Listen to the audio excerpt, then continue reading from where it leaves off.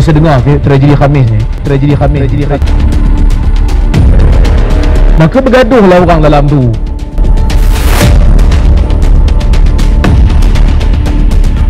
Ada yang suruh ambil, Umar kata tak payah ambil. Jadi bila bergaduh, Nabi kata apa? Nabi kata pergilah, beredar daripada aku, jangan bising aja, jangan bergaduh kat sini.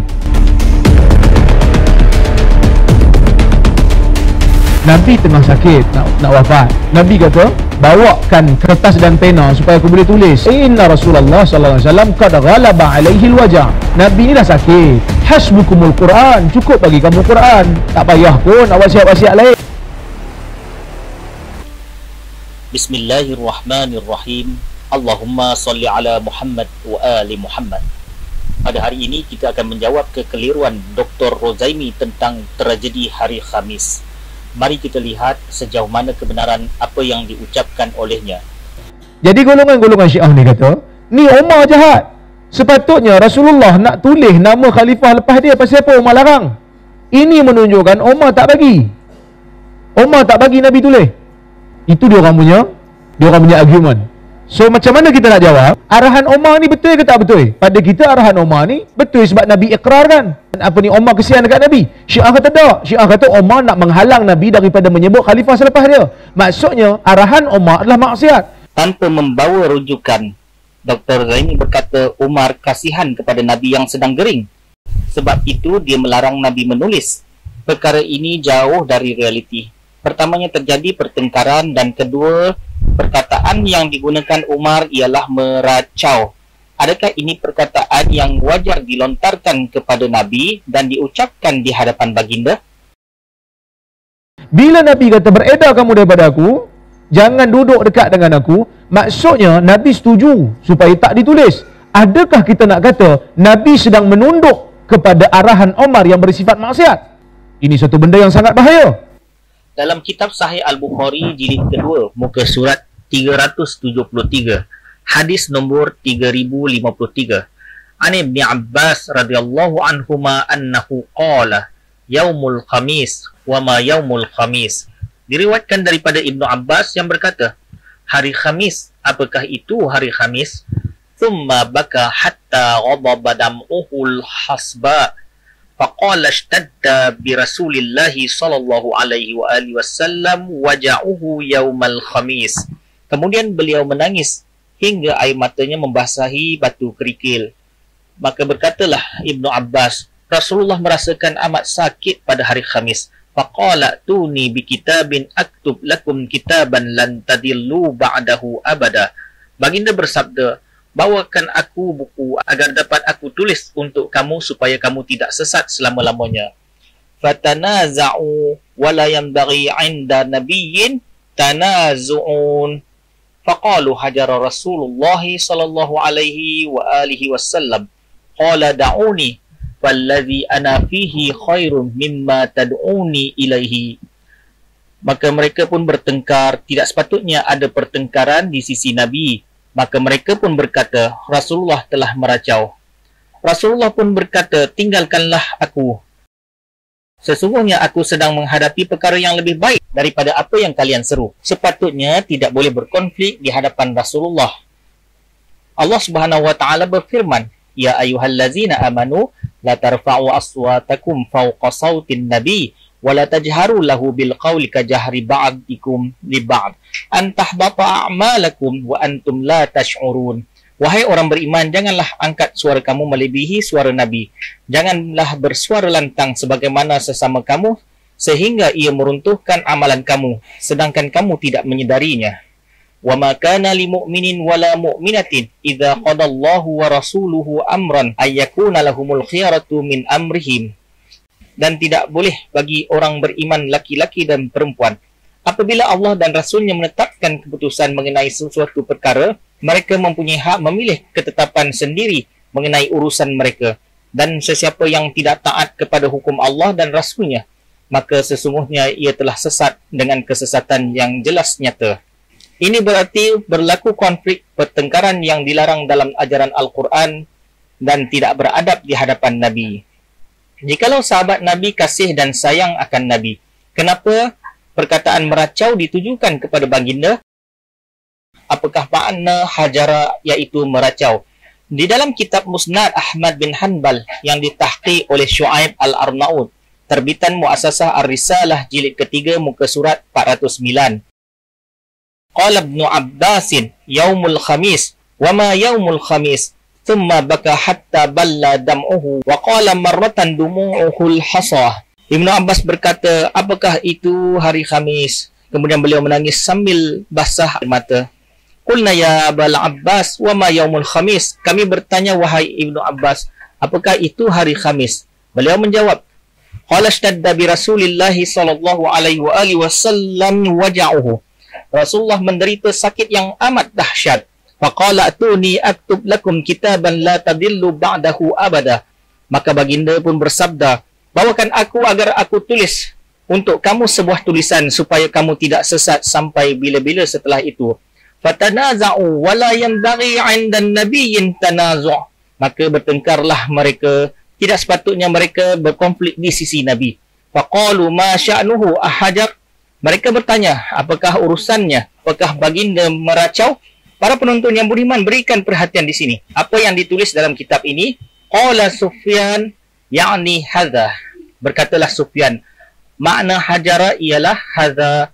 Apakah makna hadha? Dalam kamus atas talian almaani.com bahasa Indonesia, perkataan hadha bermaksud meracau. Di dalam kitab Tafsir Ruhul Ma'ani karangan Sayyid Mahmud Shahabuddin Al-Alusi, cetakan Darul Ihya Turas Al-Arabiyah Beirut, Lubnan, jilid ke-19, muka surat ke-50. Wajawaza an yakuna minal hujr bid-dam was-sukun wa huwal kalamul qabih. Dibolehkan menyebut al-hujr dengan dhammah dan sukun. Ia adalah perkataan yang buruk. Jelas di sini ulama Sunni pun tahu bahawa perkataan meracau itu adalah buruk dan hina. Jadi tidak mungkin orang yang kasihan mengeluarkan perkataan ini. Dalam Mu'jam Al-Kabir jilid ke-11, muka surat ke-36, tertulis di situ bahawa Rasulullah sallallahu alaihi wasallam sedang sakit. Tatkala manusia menjadi huru-hara, maka berkatalah wanita yang hadir, faqalatil mar'atu mimman hadara waihakum ahdu rasuli ilaikum. Faqala ba'dul qaum uskuti fa innahu la aqlaki. Faqala an-nabi sallallahu alaihi wasallam antum la ahlam lakum. Bahawa Rasulullah sallallahu alaihi wasallam sedang sakit.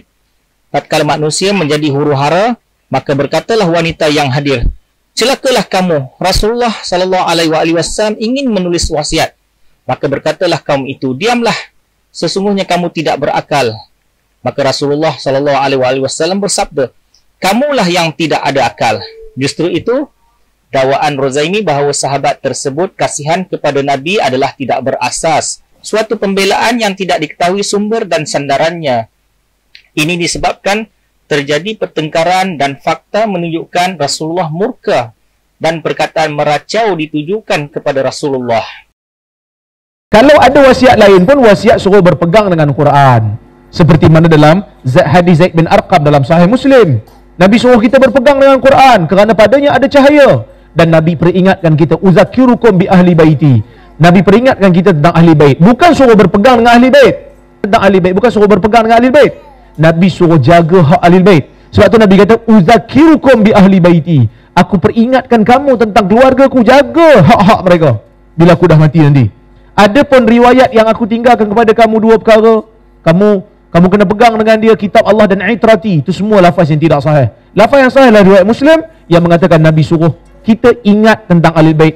Sekali lagi tanpa membawa rujukan, Rozaimi mendakwa dalam hadis Thaqalain wajib berpegang dengan Al-Quran, sedangkan Ahlul Bait sekadar untuk diingati semata-mata. Dr. Rozaimi cuba mendakwa bahawa dalam lafaz hadis Thaqalain Nabi memerintahkan kita agar ingat pada Ahlul Bait, bukan berpegang. Padahal ulama Sunni menganggap wajib berpegang dengan kedua-duanya tanpa penafian seperti yang dilakukan oleh Rozaimi dan orang yang sama sepertinya. Kita lihat pada teks Sahih Muslim jilid 4, cetakan Darul Ihya Al-Kutub Al-Arabiyah. Wa ana tarikun fikum thaqalain awwaluhuma kitabullahi fihil huda wan nuru faqudhu bi kitabillahi wastamsiku bihi fahatha ala kitabillahi wa raghaba fihi thumma qala wa ahlu baiti uzakirukumullah fi ahli baiti uzakirukumullah fi ahli baiti uzakirukumullah fi ahli baiti. Dan aku tinggalkan kepada kamu dua perkara yang berharga. Pertamanya kitab Allah yang padanya hidayah serta cahaya. Maka ambillah kitab Allah dan peganglah dengannya.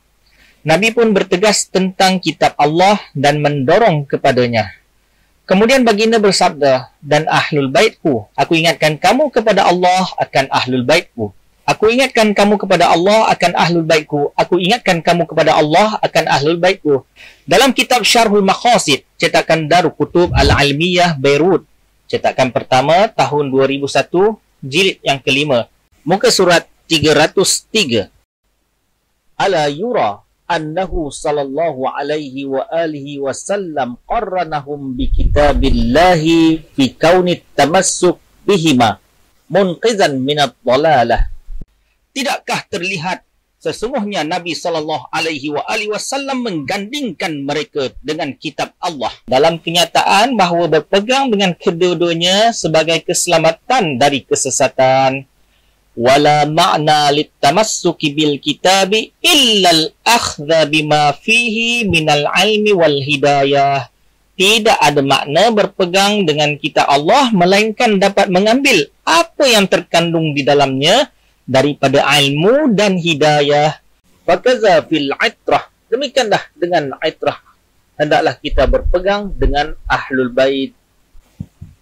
Di dalam kitab Zakhairul Uqba fi manaqib dzawil qurba, cetakan pertama tanpa tahun, muka surat 47, terdapat tajuk khas bab kelima berkenaan keutamaan ahlul bait.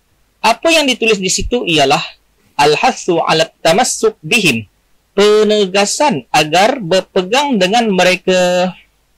Dalam kitab Dirasat Al-Labib terbitan Al-Sindi Adabi Board, Karachi, Pakistan, Tahqiq Muhammad Abdul Rashid Al-Nu'mani, muka surat 232, fahamalna qawlahu uzakirukumullah ala mubalaghati, maka kami maknai sabda baginda, aku ingatkan kepada Allah secara mubalaghah, iaitu secara berlebihan. At-tathlis fihi ala tazkir, sebanyak 3 kali padanya ialah peringatan. Bitamassuki bihim, peringatan agar berpegang dengan mereka ahlul bait. Warad'i an adamil i'tidadi bi aqwalihim wa a'malihim wa ahwalihim wa futyahim wa adamul akhdhi bi madhhabihim. Dan baginda Nabi mencegah kita daripada perbuatan tidak memerhatikan kata-kata ahlul bait, perbuatan, keadaan mereka dan fatwa mereka, dan tidak mengikuti ajaran mereka.